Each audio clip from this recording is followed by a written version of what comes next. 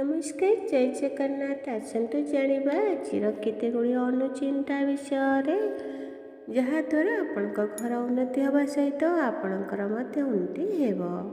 एक नंबर सावधान रुहतु। जदि एपरी करुचंती घरर समृद्धि ह्रास पाई थाए। राति जदि आपण पोशाक धोइबा मैला पानी बोहिबा द्वारा घर में नकारात्मक शक्ति वृद्धि पाई थाए। राति पोशाक धोइबा द्वारा झगड़ा बढ़ी थाए एवं टंकार अभाव देखा दिए। तेणु अनावश्यक खर्च वृद्धि पाए।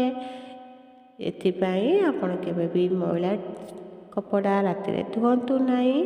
सकाळे किंबा अपराह्न पोशाक धोईदेले शुभ होता है। तेणु राति यू जिनस कार्य सब करने दूरे रुहतु तो आपणकर शुभ हम। आपण घर प्रति मंगलमय हेब।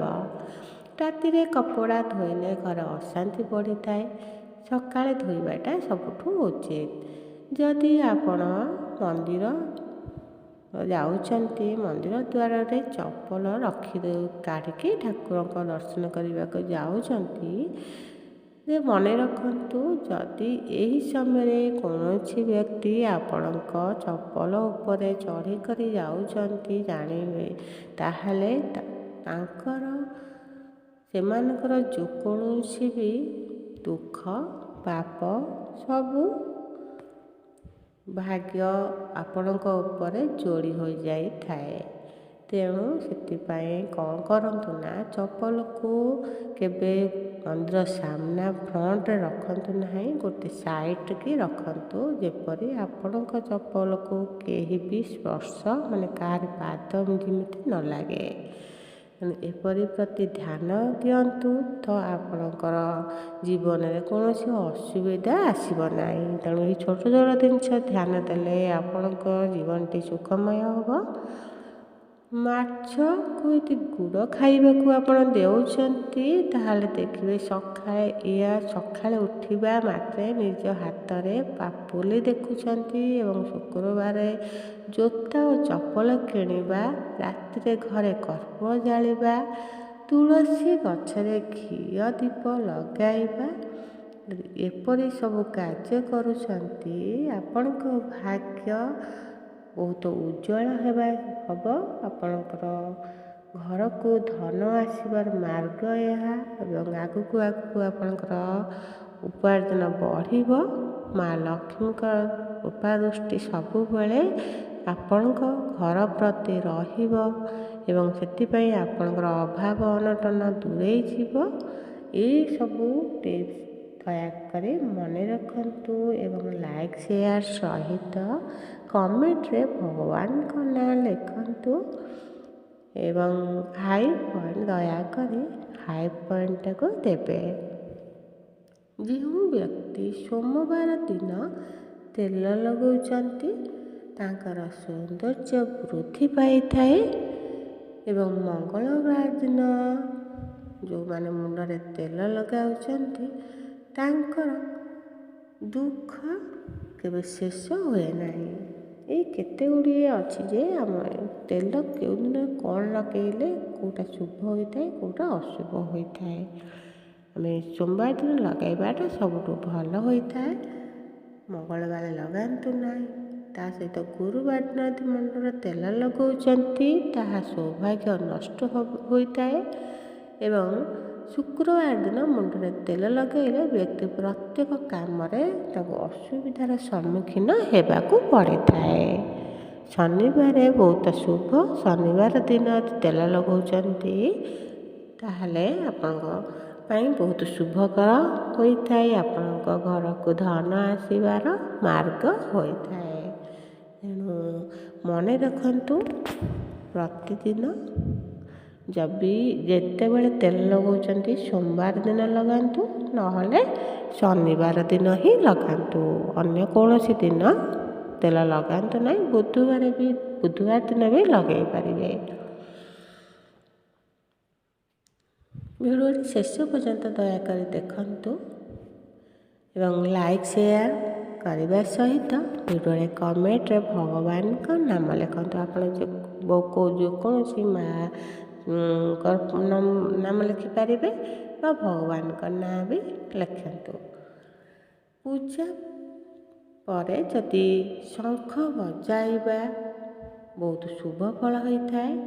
ଦକ୍ଷିଣ ଦିଗକୁ ମୁହଁ କରି ଶୋଇବା ପୂର୍ବରୁ ରୋଷେଇ ଘର ସଫା କରିବା ଏସବୁ ଘରକୁ ଦରିଦ୍ରତା ଦୂର କରିଥାଏ। ଏସବୁ କାର୍ଯ୍ୟ ଆପଣଙ୍କ ଘରେ କରୁଛନ୍ତି ତାହେଲେ ମନେ ରଖନ୍ତୁ, ଏଇସବୁ କାର୍ଯ୍ୟ ଆପଣ କରିବାକୁ ଚେଷ୍ଟା କରନ୍ତୁ। ଦେଖିବେ ଧୀରେ ଧୀରେ ଆପଣଙ୍କର ଯେଉଁ ଅସୁବିଧା ହେଉଥିବ କି ଘରର ଦରିଦ୍ରତା ବଢ଼ିଥିବ ତା ଧୀରେ ଧୀରେ ଦୂର ହେବ। ମା ଲକ୍ଷ୍ମୀଙ୍କ କୃପା ଆପଣଙ୍କ ଘରେ ସବୁବେଳେ ବଜାୟ ରହିବ। ମା ଲକ୍ଷ୍ମୀ ଆପଣଙ୍କ ଘରେ ସବୁବେଳେ ରହିବେ।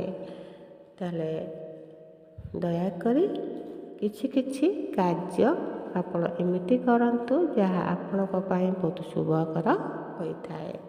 ଘରେ ଚାଉଳ ଯଦି ସରିଯାଏ, ତେଣୁ କିଛି ଜିନିଷ ସରିବା ପୂର୍ବରୁ ଘରକୁ ଆପଣ ଆଗୁଆ ନେଇକି ରଖିଦିଅନ୍ତୁ। ନହେଲେ ଘରେ ପୁଣି ଦରିଦ୍ରତା ବଢ଼ିବାର କାରଣ ଏଇଥିପାଇଁ ହୋଇଥାଏ। ଚାଲନ୍ତୁ ଜାଣିବା ସେସବୁ କ'ଣ ନା, ଘରେ ଚାଉଳ ଯଦି ସରିଯିବା ପୂର୍ବରୁ ଆପଣ ଚାଉଳ ଆଣି ରଖିଦେବା ଉଚିତ। ଏହା ଦରିଦ୍ରତା ସଂକେତ ଆଣିଥାଏ। ହଳଦୀ ସରିବା ପୂର୍ବରୁ ମଧ୍ୟ ହଳଦୀ ଆଣି ରଖନ୍ତୁ। ନହେଲେ ହଳଦୀ ଯଦି ସରିଯାଏ ତାହେଲେ ଆପଣଙ୍କ ଘରେ ସକାରାତ୍ମକ ଶକ୍ତି ସରିଯାଏ ଏବଂ ନେଗେଟିଭ୍ ଶକ୍ତି ବଢ଼ିବାକୁ ଆରମ୍ଭ କରେ, ସ୍ୱାସ୍ଥ୍ୟକୁ ପ୍ରଭାବିତ କରେ ମଧ୍ୟ। ତେଣୁ ଏସବୁ କାର୍ଯ୍ୟ ଯେତେବେଳେ ସରିଯାଏ ତା ପୂର୍ବରୁ ଏସବୁ ଜିନିଷ ନେଇ ଆସନ୍ତୁ। ଘିଅ କିମ୍ବା ତେଲ ମଧ୍ୟ ଯଦି ସରିଯାଏ ତାହେଲେ ଆର୍ଥିକ ସମସ୍ୟା ସୂଚିତ କରିଥାଏ। ଏହା ସରିବା ପୂର୍ବରୁ ଘରକୁ ଆପଣ ନେଇ ଆସନ୍ତୁ, ତାହେଲେ ଆପଣଙ୍କ ଘର ପାଇଁ ବହୁତ ଶୁଭ ହୁଏ ଏବଂ ଆପଣଙ୍କର ଦରିଦ୍ରତା ହେବା ପୂର୍ବରୁ ଧନ ଉତ୍ପାଦନ କରିବା ପାଇଁ ଚାହୁଁଛନ୍ତି ତାହେଲେ ଏସବୁ କାର୍ଯ୍ୟ କରନ୍ତୁ। ଘରେ କୌଣସି ଜଙ୍ଗଲୀ ପ୍ରାଣୀ ଯେମିତିକି ବାଘ, ସିଂହ, ଭାଲୁ, ସାପ, ପେଚା ଆଦି ଏମାନଙ୍କର ଫଟୋ ଯଦି ଆପଣ ଚିତ୍ର ରଖୁଛନ୍ତି କେବେ ଆକୁ ସବୁ କାଢ଼ି ଦିଅନ୍ତୁ। ଏଭଳି ଚିତ୍ର ରଖନ୍ତୁ ନାହିଁ। ଏହା ରଖିବା ଦ୍ୱାରା ପରିବାର ସଦସ୍ୟଙ୍କ ମନରେ ଡର, ଏକଲାପଣ ଭାବନା ସୃଷ୍ଟି ହୋଇଥାଏ। ତାହେଲେ ଯେଉଁ ଜିନିଷ ଆମେ ରଖିଲେ ଆମ ଘର ପାଇଁ ପ୍ରୋବ୍ଲେମ୍ ହୋଇଥାଏ ସେ ଜିନିଷ କେବେ ଘରେ ରଖନ୍ତୁ ନାହିଁ। ଆପଣଙ୍କ ଜୀବନରେ ସବୁବେଳେ ସୁଖ ଏବଂ ଭଲ ହେବା ଉଚିତ, ସେଥିପାଇଁ ଦୃଷ୍ଟି ଦିଅନ୍ତୁ। ଭଲ ଚିତ୍ର ରଖନ୍ତୁ, ଶାନ୍ତ ପରିବେଶ ଏବଂ ନ୍ୟାଚୁରାଲ୍ ଫଟୋ ଯେଉଁ ସେସବୁ ଜିନିଷ ରଖନ୍ତୁ। ଫୁଲର ଫଟୋ ରଖନ୍ତୁ। ସ୍ୱପ୍ନରେ ଯଦି ଆପଣ ପ୍ରଚୁର ପାଣି ଦେଖୁଛନ୍ତି ତାହେଲେ ଆପଣଙ୍କ ଜୀବନରେ ବହୁତ ଉନ୍ନତି ହେବାର ଅଛି। ଗାଈ ଦେଖୁଛନ୍ତି, ସୁଖ ଓ ସମୃଦ୍ଧି ବଢ଼ିବାର ଅଛି। ସମ୍ପର୍କୀୟଙ୍କ ମୃତ୍ୟୁ ଯଦି ଆପଣ ସ୍ୱପ୍ନ ଦେଖୁଛନ୍ତି ତାହେଲେ ଆପଣଙ୍କର ଆୟୁ ବୃଦ୍ଧି ହେବ। ପରୀକ୍ଷାରେ ଅନୁପସ୍ଥିତ ଯଦି ଏପରି ସ୍ୱପ୍ନ ଦେଖୁଛନ୍ତି, ଆତ୍ମବିଶ୍ୱାସର ଅଭାବ, ଖାଇବା ଦେଖିବା ଆପଣଙ୍କ ପାଇଁ ଧନ ଏବଂ ଭଲ ସ୍ୱାସ୍ଥ୍ୟ ଆଣିଦିଏ। ନିଜର ମୃତ୍ୟୁ ବୟସ ବୃଦ୍ଧି ଏବଂ ସଙ୍କଟକୁ ମୁକ୍ତି କରିଥାଏ। ରୁଦ୍ରାକ୍ଷ ଦେଖିଲେ ଆଗାମୀ ସମୟରେ ଶୁଭ ହେବ ବୋଲିକି ମନେ ରଖନ୍ତୁ। ତା ସହିତ ପ୍ରଚୁର ଟଙ୍କା, ଦରମା ବୃଦ୍ଧି, ଏପରି ଅଟକିଥିବା ଧନ ମଧ୍ୟ ପ୍ରାପ୍ତି ହୋଇଥାଏ। ତାହେଲେ ଆଜିର ଭିଡ଼ିଓଟି ମୁଁ ଏଇଠି ରଖୁଛି। ଯଦି ଆପଣଙ୍କୁ ଭଲ ଲାଗିବ ଦୟାକରି ଲାଇକ୍, ସେୟାର କରିବା ସହିତ କମେଣ୍ଟରେ କିଛି ଲେଖିକି ଦିଅନ୍ତୁ। ଆପଣଙ୍କ ଦିନଟି ଶୁଭମୟ ହେଉ। ଜୟ ଜଗନ୍ନାଥ।